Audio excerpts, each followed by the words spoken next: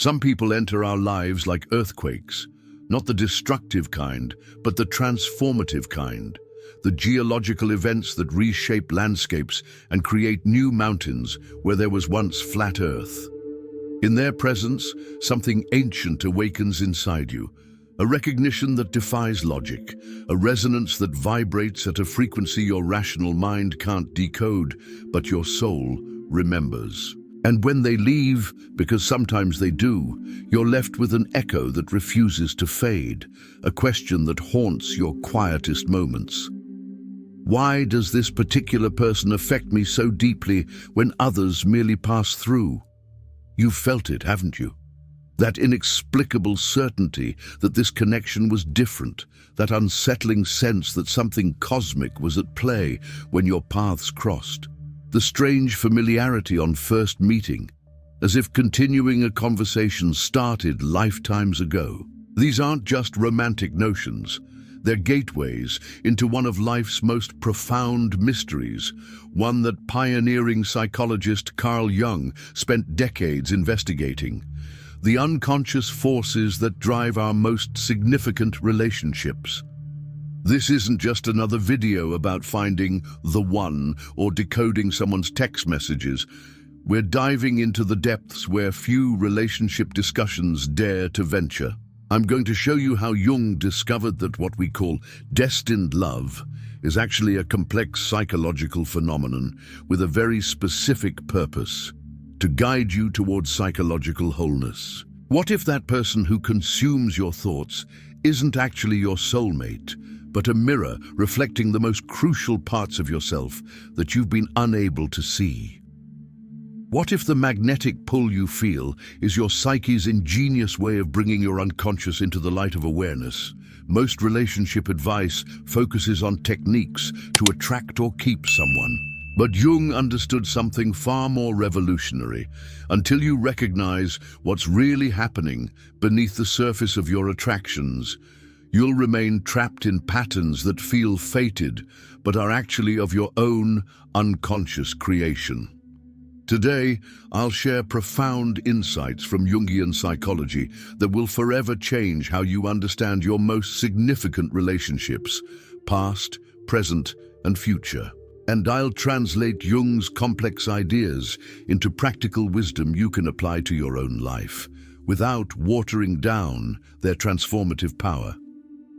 The journey we're about to take together will challenge your most cherished beliefs about love. It might even temporarily increase your pain if you're currently struggling with a relationship. But that discomfort is the price of awakening, of moving from the beautiful dream of romantic fantasy into the even more beautiful reality of conscious love. If you're ready to understand the true nature of your deepest connections, if you're tired of repeating the same patterns and ready to transform your relationship with yourself and others, stay with me. And if this video already speaks to something deep within you, consider subscribing to join our community of seekers who aren't afraid to look beneath the surface of their emotional lives. Before we dive deeper into specific dynamics, we need to understand Jung's revolutionary framework for human psychology. Unlike Freud, who focused primarily on sexual repression, Jung recognized that the human psyche is oriented toward wholeness, not just pleasure. He called this journey toward completeness individuation, the process of integrating the conscious with the unconscious parts of ourselves to become who we truly are. And here's the revelation that changes everything. Our most powerful relationships are not random. They're purposeful encounters orchestrated by our unconscious to facilitate this individuation process. Jung discovered something extraordinary about the human psyche. It contains not just our personal unconscious, those experiences we've forgotten or repressed, but also what he called the collective unconscious, a shared reservoir of archetypes, symbols, and psychological patterns that all humans inherit, regardless of culture or era. These archetypal energies influence our lives in profound ways, especially in our relationships. When you feel an instantaneous, powerful connection with someone, you're often experiencing an archetypal activation. something much deeper than physical attraction or shared interests. The map Jung provides for understanding authentic love begins with a radical premise. What we call falling in love is often an unconscious recognition of disowned parts of ourselves that we project onto another person. This doesn't mean the connection isn't real or meaningful, quite the opposite. It means these powerful attractions have an essential purpose in our psychological development. They're not meant to complete us through another person, but to guide us toward our own completeness by making us conscious of what lies dormant within us. Jung identified several stages in the journey toward authentic love. The first is projection and fascination, that magical period when someone seems perfect, when we're captivated by qualities in them that feel somehow destined. The second stage is disillusionment, the painful realization that the other person isn't the ideal we projected. Most relationships end here, but those that survive enter a third stage, the conscious relationship, where we begin to separate our projections from the real person before us. The final stage is what Jung might call conscious love, a connection between two individuals who are each committed to their own wholeness and who choose each other not from need, but from genuine recognition. What makes Jung's roadmap so powerful is that it transforms our understanding of relationship failures. That devastating breakup? It wasn't a cosmic mistake, that inexplicable attraction that led nowhere. It wasn't wasted emotional energy. Each significant connection serves a purpose in your individuating journey, whether it lasts decades or days. The question isn't, is this person my destiny? But rather, what is this connection revealing to me about myself that I couldn't see otherwise? Jung observed that we don't truly love the other person in the initial stages of attraction. We love our projection of them. This explains why so many relationships follow a predictable arc: idealization, followed by disappointment, followed by conflict or separation. But this cycle isn't a sign of failure. It's an invitation to greater consciousness. The disillusionment phase is precisely when the real relationship can begin, if both people are willing to do the internal work required. Because authentic love doesn't begin until we start to see through our projections to the actual person before us. Perhaps Jung's most profound contribution to understanding human psychology was his concept of the shadow, those disowned, rejected aspects of ourselves that we've pushed into unconsciousness because they don't fit with our self-image. The shadow isn't just our dark side. It contains everything we've denied in ourselves, including positive qualities, talents, and strengths that felt threatening or unacceptable to acknowledge. And nowhere does the shadow reveal itself more powerfully than in our intimate relationships. Until you make the unconscious conscious, it will direct your life and you will call it fate, Jung famously observed. This insight is revolutionary for understanding the mysterious attractions and repulsions that govern our love lives. When you find yourself inexplicably drawn to someone or intensely irritated by them, you're often encountering your own shadow reflected back at you. The qualities that most captivate or disturb you in others are frequently the very qualities you've disowned in yourself. This creates what we might call the shadow dance in relationships, an unconscious choreography where two people's repressed material interacts in complex patterns of attraction and reaction. Have you ever noticed that certain people seem to trigger you in ways that feel wildly disproportionate to what they've actually done? Or that you keep finding partners who embody the same frustrating qualities, as if following some invisible script? This isn't coincidence. It's your shadow at work, drawing you toward the very experiences that will bring your unconscious material into awareness. The most challenging aspect of shadow work in relationships is recognizing that what most annoys or hurts you about your partner is often reflecting something unacknowledged in yourself. This doesn't mean their behavior is acceptable or that you shouldn't have boundaries. Rather, it means that your emotional reactions contain valuable information about your own psyche. The partner who seems emotionally unavailable may be activating your own unacknowledged fear of vulnerability. The lover who triggers your jealousy may be highlighting your own unintegrated desires for freedom.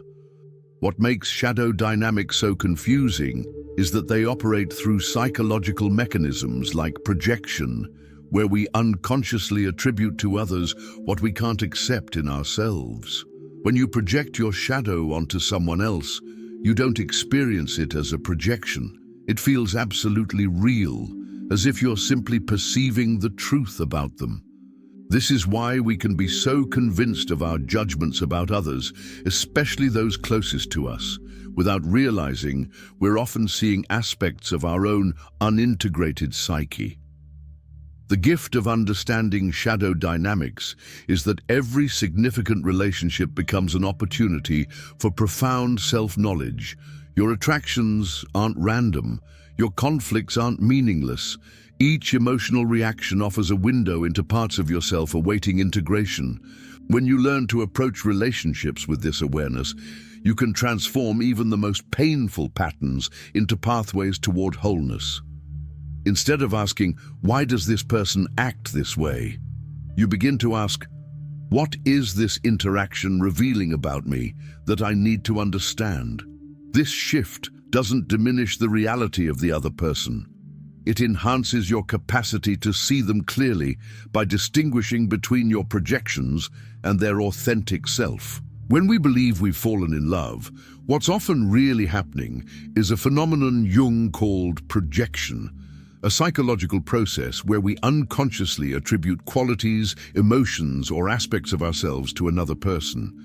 These projections create a powerful illusion. We think we're seeing the other person, but we're actually encountering parts of ourselves that we've been unable to recognize directly. This isn't a minor aspect of attraction. It's often the very foundation of what we experience as falling in love. The most intense romantic attractions frequently involve massive projections of what Jung termed our contrasexual aspects, the anima, feminine in men, and the animus, masculine in women. When these powerful archetypal energies are projected, the other person seems to glow with an almost supernatural significance. They appear to hold the key to our happiness, our wholeness, our very reason for being. This explains why new love can feel so intoxicating, so cosmically significant. You're not just meeting another person. You're encountering disowned aspects of your own soul reflected back at you. What makes projections so convincing is that they're entirely unconscious. You don't decide to project. It happens automatically, below the threshold of awareness. And the feelings generated by projections are genuinely felt. The attraction, the fascination, the sense of recognition are all emotionally real.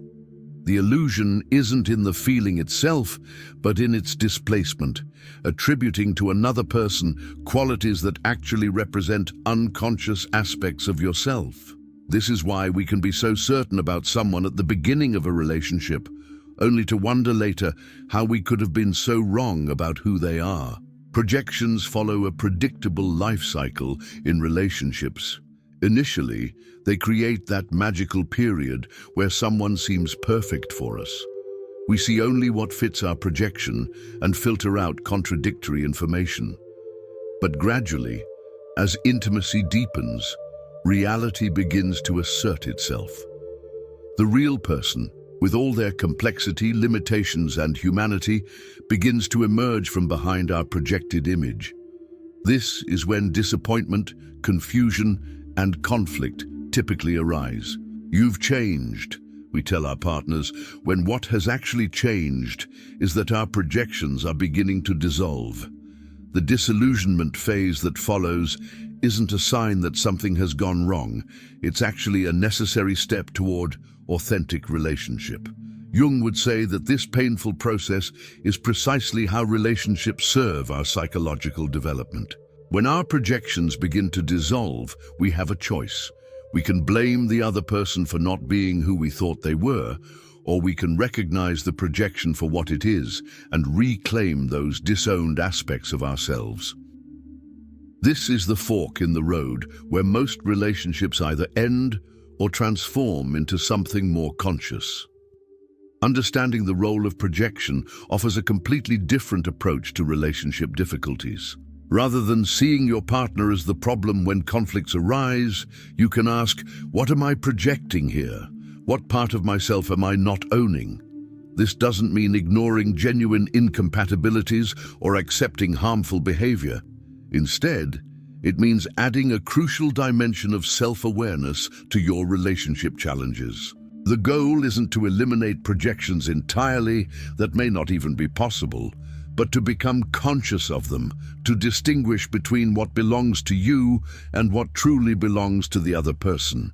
This consciousness is the foundation of what Jung would call mature love, seeing the other not as an extension of your own unconscious, but as a separate individual with whom you can form a genuine connection. At the core of Jung's understanding of romantic attraction lies his concept of the anima and animus, archetypal representations of the feminine and masculine principles that exist within each of us, regardless of our biological sex or gender identity. The anima represents the feminine qualities in a man's psyche, while the animus embodies masculine energies in a woman's psyche. These aren't stereotypical gender roles, but rather fundamental psychological principles that seek expression and integration throughout our lives. What makes these inner opposites so powerful in our relationships is that they often remain largely unconscious, especially in the first half of life. Rather than recognizing and developing these aspects within ourselves, we tend to project them outward, seeking them in others. This creates a fascinating dynamic. We are often most powerfully attracted to people who embody our own unintegrated inner masculine or feminine qualities. The woman who perfectly represents a man's undeveloped anima appears to him as uniquely captivating, even magical. The man who personifies a woman's unconscious animus seems to possess an irresistible power and significance. These projections create what feels like recognition at a soul level. When you project your anima or animus onto someone and they seem to fit that projection, perhaps even projecting their own inner opposite onto you in return, the connection feels destined, cosmic, meant to be. There's a sense of wholeness, of finding your other half, because you are indeed encountering parts of yourself that have remained unconscious. This explains why the early stages of such attractions feel so charged with meaning and potential. Psychologically speaking, they represent the possibility of becoming whole. But here lies a profound paradox that Jung identified.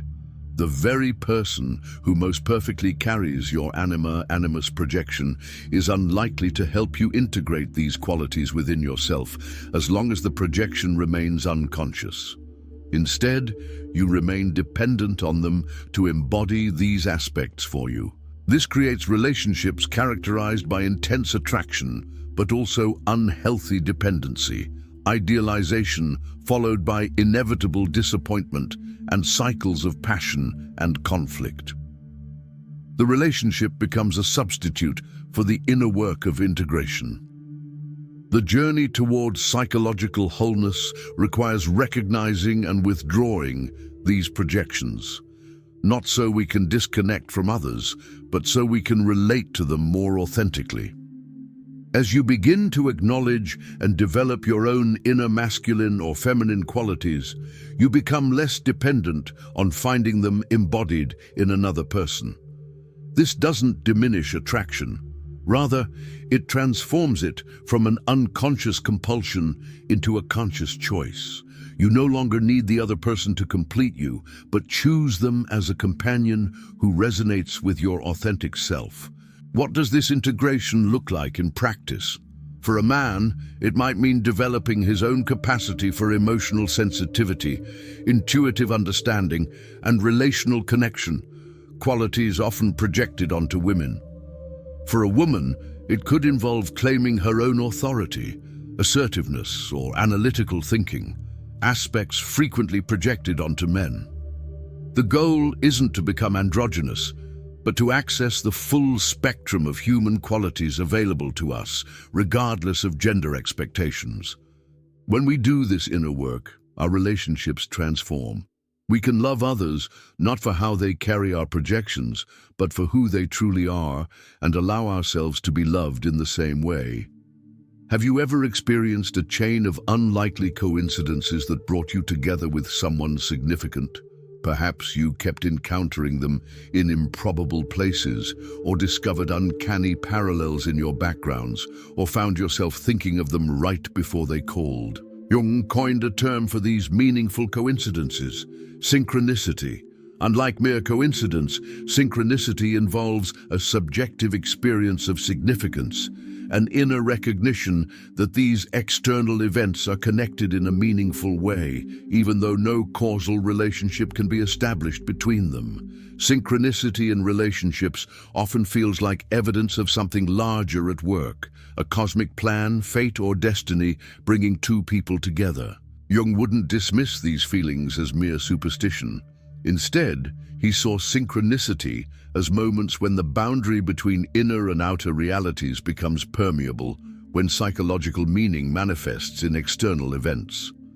These experiences suggest that our connections with others operate on levels beyond rational understanding, tapping into what Jung called the unus mundus, the unified reality beneath the apparent separation between psyche and matter. When meaningful coincidences surround a new relationship, they create an almost numinous quality, a sense that this connection has been orchestrated by forces beyond our conscious control. You might feel that you were meant to meet this person, that something more than chance brought you together. And from a Jungian perspective, there could be truth to this intuition. The unconscious parts of our psyche often seem to arrange outer circumstances, to bring into our lives the very experiences and relationships we need for our psychological development. However, Jung would caution against interpreting synchronicities too literally or narrowly. The presence of meaningful coincidences around a relationship doesn't necessarily mean this person is the one in a conventional romantic sense. Rather, it suggests this connection holds significant psychological potential for growth and transformation.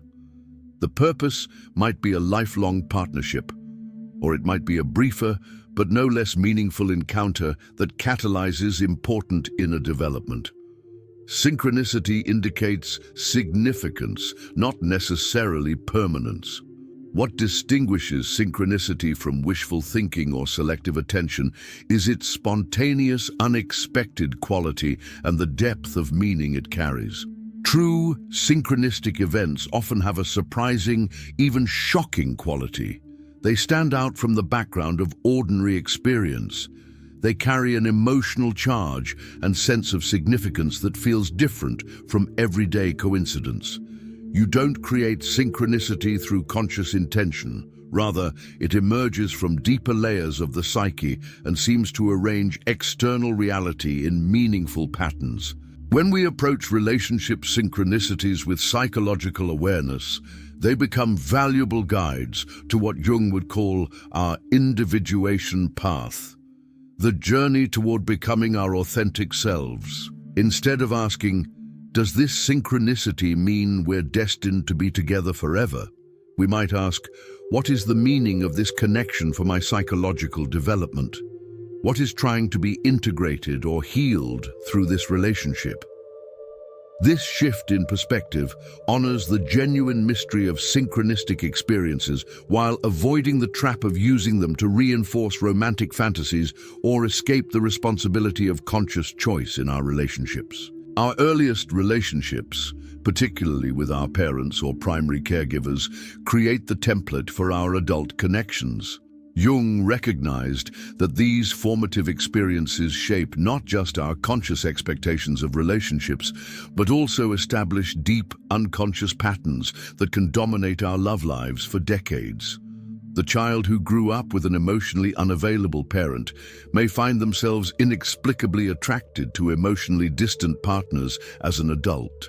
The person who had to be perfect to receive love in childhood often attracts partners who are impossible to please. These repetitions aren't random or masochistic. They're the psyche's attempt to resolve unfinished business from our earliest relationships.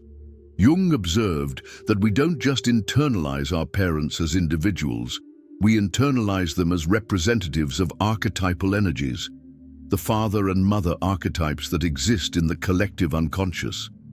This means your relationship with your actual father or mother becomes intertwined with the universal father or mother archetype, creating a complex blend of personal experience and collective patterns.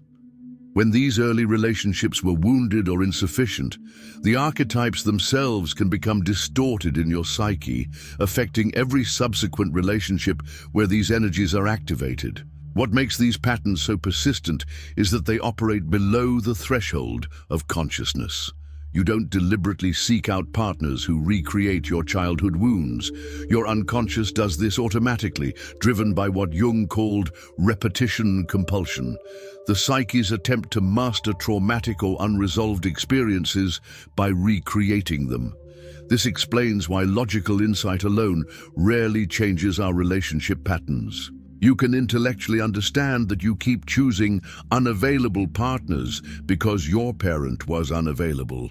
But this knowledge alone doesn't break the pattern. The path to freedom begins with making these unconscious patterns conscious.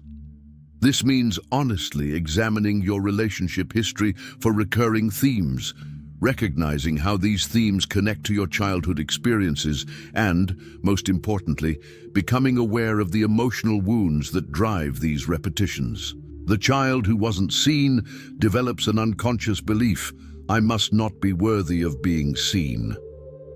This belief then operates as an invisible script driving adult relationships, attracting partners who reinforce it while repelling those who might challenge it. Jung would say that these recurring patterns aren't meant to simply torture us. They're trying to heal us.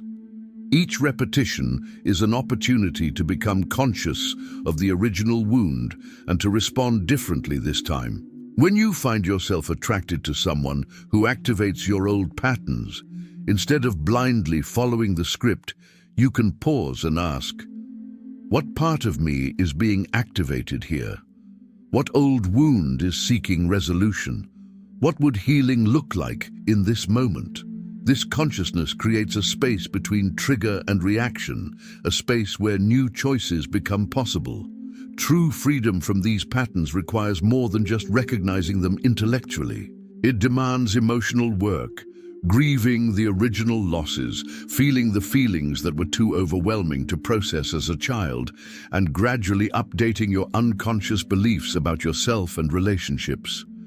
It requires developing a relationship with what Jung called the inner child, those wounded, vulnerable aspects of yourself that still carry the emotional imprints of early experiences. As you bring compassionate awareness to these parts of yourself, you become less dependent on others to either repeat or rescue you from your childhood patterns. Jung believed that the central purpose of human life is individuation, the process of becoming psychologically whole by integrating the various aspects of the psyche, both conscious and unconscious. This journey toward wholeness isn't about achieving perfection. It's about embracing the full spectrum of who you are, including the parts that society, family, or your own ego have rejected or neglected.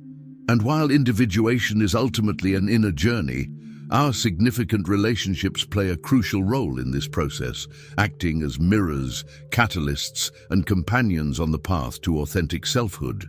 In contrast to popular notions that romantic love is about finding your other half or someone who completes you, Jung's perspective suggests something radically different. The purpose of love is not to complete you, but to help you become complete within yourself.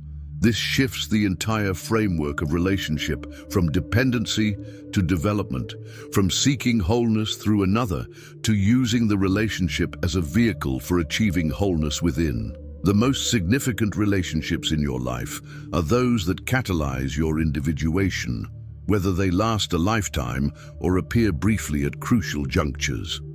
What makes a relationship conducive to individuation? Jung would point to several key qualities. First, it must challenge you to grow beyond your comfort zone, confronting you with aspects of yourself that have remained unconscious. Second, it should provide sufficient safety and acceptance for you to risk vulnerability and authentic expression.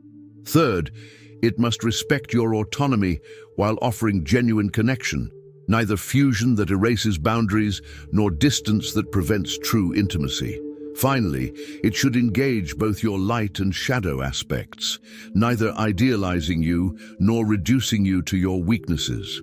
The individuation-oriented relationship looks very different from conventional romantic ideals. Rather than seeking someone who fits perfectly with your current self-concept or social persona, you might be drawn to someone who challenges your assumptions, who brings out parts of you that haven't found expression, who doesn't simply reflect back what you already know about yourself. This doesn't mean the relationship will feel constantly uncomfortable or confrontational, but it will involve periods of tension and growth as both partners evolve. One of the paradoxes Jung identified is that the relationships most conducive to individuation often involve significant differences and tensions. When two people are too similar or too accommodating, there's insufficient friction to catalyze growth. The differences between you and your partner in temperament, background, perspective, or values create a dynamic field where aspects of yourself that have remained dormant can be activated and integrated. This doesn't mean relationships should be constantly conflictual, but rather that the tensions that naturally arise between two distinct individuals can serve a developmental purpose. How do you know if a relationship is supporting your individuation? Pay attention to whether it expands or contracts your sense of self. Does this person help you access more of who you are, or do they require you to become smaller, to hide aspects of yourself to maintain the connection? Do you feel more fully alive and authentic in their presence, even when that involves growing pains? Does the relationship have room for both people to evolve, or does it depend on one or both remaining static? A relationship that serves individuation doesn't ask you to sacrifice your growth for connection. It recognizes that true connection depends on both partners' commitment to their own authentic development. Through Jung's psychological framework, we can identify 5 distinct signs that indicate a relationship has the potential for authentic depth and meaning. Signs that go beyond initial attraction or compatibility to suggest a connection that serves genuine psychological growth.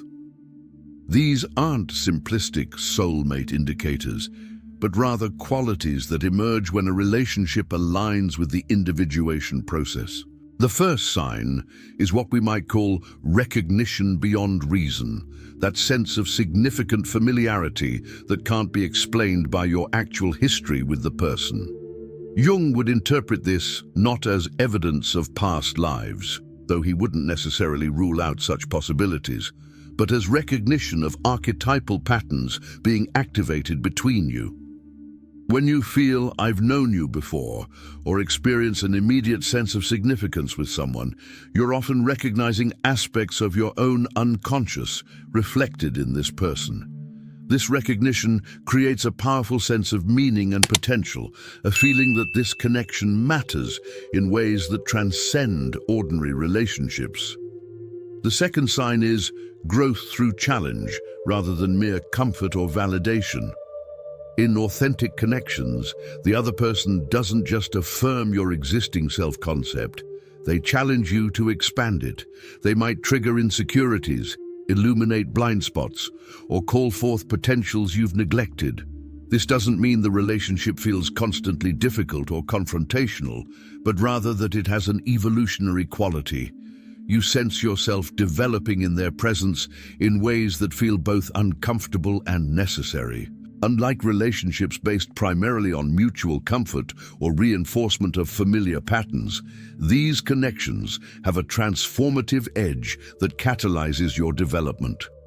The third sign is what Jung might call shadow resonance. The relationship activates not just your light qualities, but also aspects of your shadow. Rather than allowing you to present only your most acceptable self, this person somehow calls forth parts of you that usually remain hidden. Vulnerabilities, unacknowledged desires, repressed emotions. Instead of this creating rejection, there's a sense of these shadow aspects being held within the relationship with acceptance and understanding. This doesn't mean unhealthy dynamics are endorsed, but rather that both people create space for the full humanity of the other, including the messy, imperfect, and developing aspects. The fourth sign is synchronistic phenomena surrounding the relationship. Meaningful coincidences that seem to connect your inner psychological state with external events related to this person. These might include dreams about them before significant encounters, unlikely circumstances that bring you together repeatedly, parallel experiences or thoughts that occur simultaneously, or symbolic events that seem to comment on the relationship. While such experiences shouldn't be interpreted too literally or used to justify unhealthy attachments, their presence often indicates a connection that's activating deeper layers of the psyche. The fifth sign is perhaps the most important: mutual individuation rather than mutual dependency or identity fusion. In authentic connections, both people experience the relationship as supportive of their journey toward wholeness and authentic selfhood. Rather than requiring either person to diminish themselves or remain static, the relationship provides a container for both to continue evolving. There's a paradoxical quality to this dynamic. The connection deepens not through becoming increasingly dependent on each other, but through each person becoming more fully themselves while choosing to share their journey with the other. These 5 signs don't guarantee a relationship will last forever or remain problem-free. Rather, they suggest a connection with genuine psychological depth, one that aligns with the soul's movement toward wholeness rather than merely fulfilling social expectations or emotional needs. When these qualities are present, the relationship has potential to be not just personally satisfying, but transformative in the fullest sense, a vehicle for becoming more fully who you are meant to be. Jung found profound wisdom in ancient alchemy, not as a literal attempt to transform base metals into gold, but as a symbolic system describing psychological transformation. The alchemists' elaborate procedures, exotic materials, and mysterious symbols were, for Jung, metaphors for the process of individuation, the transformation of the personality toward greater wholeness. Viewed through this lens, intimate relationships become alchemical vessels, containers where the raw materials of 2 psyches interact, creating the precise conditions needed for both partners to transform. In alchemy, transformation requires the right container, a vessel strong enough to withstand extreme temperatures, pressures, and chemical reactions. Similarly, a relationship that serves transformation must have sufficient strength and boundaries to contain the powerful energies that arise when 2 psyches engage deeply. This vessel is created through commitment, trust, shared values, and the willingness to remain present through difficult processes. Without this container, the transformative potential of relationship is lost. People either separate when challenging material emerges or avoid depth entirely. The alchemical relationship follows stages that parallel the classical alchemical opus. It begins with the nigredo, or blackening, a phase of disillusionment where shadow material emerges, projections become painful, and the initial romantic fantasy dissolves. Many relationships end here, but those that continue enter the albedo, or whitening, a period of purification, insight, and the beginning of conscious relationship. This gives way to the citrinitas, or yellowing, a stage where new warmth and vitality emerge from the conscious integration of previously unconscious material. Finally comes the rubedo, or reddening, the full embodiment of transformed relationship, where both partners relate from their authentic wholeness rather than from need or projection. What makes this alchemical model so valuable is its recognition that the difficulties in relationships aren't failures or signs something is wrong. They're necessary phases in a transformative process. The conflicts, disappointments, and shadow material that emerge between partners aren't obstacles to authentic connection, but the very substances that make transformation possible. Just as alchemists understood that prima materia, raw material, must undergo dissolution, purification, and recombination to become the philosopher's stone, Jung recognized that relationships must move through similar stages to realize their full potential.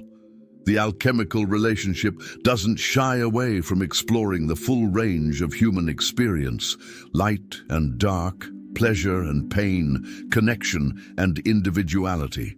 It embraces what Jung called the coniunctio oppositorum, the union of opposites that generates something greater than either polarity alone could produce. This doesn't mean partners must be polar opposites, but rather that the relationship has room for the full spectrum of human experience and the tensions that naturally arise between two distinct individuals with their own psychological makeup. Perhaps the most beautiful aspect of the alchemical model is that it recognizes transformation as a mutual process. Unlike approaches where one partner must sacrifice their development for the relationship, or where the relationship becomes subordinate to individual needs, the alchemical vessel transforms both partners simultaneously, though not necessarily in the same ways or at the same pace. As Jung observed, when two chemical substances combine, both are altered in the process. In authentic relationships, both people are changed by their interaction, emerging more fully themselves rather than less. Jung didn't just theorize about psychological dynamics, he developed practical methods for bringing unconscious material into awareness and fostering psychological integration. These approaches can be adapted to create powerful practices for developing more conscious relationships. While they aren't quick fixes or superficial techniques, they offer genuine pathways to transforming your relationship patterns and deepening your connections. The first essential practice is dream work. Jung considered dreams the most direct communication from the unconscious, offering insights that our waking mind can't access. When you're in a significant relationship or struggling with relationship patterns, pay special attention to your dreams. Keep a dream journal, recording dreams immediately upon waking before they fade. Look for recurring themes, significant emotions, and appearances by your partner or potential partners. Dreams often reveal unacknowledged feelings, unconscious projections, and deeper truths about relationships that your conscious mind may be avoiding or unable to recognize. Another powerful practice is what Jung called active imagination, a method of engaging directly with unconscious material through dialogue, visualization, or creative expression. To apply this to relationships, you might visualize or write a dialogue with aspects of yourself that are activated in relationships. Your inner critic, your abandoned child, your romantic idealist. Or you might dialogue with your internal image of your partner, not as a substitute for real communication, but to understand your projections. The key is approaching these dialogues with genuine openness to what emerges, rather than controlling the process. Jung emphasized the importance of shadow work, identifying and integrating disowned aspects of yourself. For relationships, this means examining your strongest reactions to others as clues to your shadow. When someone triggers intense irritation, attraction, or aversion, ask yourself, what quality in this person am I reacting to? How might this quality exist in me in a way I haven't acknowledged? This doesn't mean you should accept harmful behavior, but rather that your emotional reactions contain valuable information about your own psyche. As you integrate shadow aspects, your projections diminish and you can see others more clearly. Developing your contrasexual aspect, anima for men, animus for women, is crucial for relationship consciousness. This involves recognizing and cultivating the qualities traditionally associated with the opposite gender within yourself, rather than exclusively seeking them in partners. For men, this might mean developing emotional sensitivity, intuition, and relational awareness. For women, it might involve claiming authority, assertiveness, or independent action. As you develop these qualities internally, you become less dependent on finding them externally, allowing for more conscious choice in relationships. The practice of amplification involves connecting personal experiences to universal patterns, myths, and symbols. Applied to relationships, this means recognizing how your personal patterns connect to archetypal themes. If you repeatedly attract unavailable partners, you might explore myths about unattainable beloveds like Apollo and Daphne. If you struggle with power dynamics, you might examine stories of Hera and Zeus. This perspective lifts your personal struggles to a universal level, reducing shame and isolation while providing deeper insight into the archetypal forces at play in your relationships. Perhaps the most transformative practice is developing what Jung called psychological mindedness, the habit of approaching relationship experiences with curiosity rather than reactivity. When strong emotions arise with partners, instead of immediately acting them out, pause to ask, what's being activated in me right now? What earlier experiences does this echo? What unconscious beliefs or expectations are operating? This doesn't mean intellectualizing your emotions, but rather creating space between trigger and reaction, space where new choices become possible. This simple practice of pausing and inquiring can gradually transform even the most entrenched relationship patterns. We've journeyed together through Jung's profound insights into love, relationships, and the unconscious forces that shape our most significant connections. But understanding these concepts intellectually is just the beginning. The real transformation happens when you begin to apply this awareness to your own life. When you start to recognize your projections, withdraw them gradually, face your shadow aspects, and engage in the ongoing work of psychological integration. This isn't a process with a clear endpoint, but a lifelong journey of increasing consciousness and authenticity in how you relate to yourself and others. The greatest gift of Jung's approach to love is the freedom it offers. When you understand the unconscious dynamics driving your attractions and patterns, you're no longer bound to repeat them unconsciously. The person who has haunted your thoughts for years, despite rejecting you repeatedly. You can recognize this as an animus projection, rather than evidence of a destined connection. The inexplicable intensity you feel with someone who's clearly wrong for you, you can see this as shadow material being activated rather than some cosmic sign. This awareness doesn't diminish the meaning of these experiences. It deepens it, revealing their purpose in your psychological development. This perspective also transforms how you approach current and future relationships. Instead of seeking someone to complete you, you work toward your own completeness.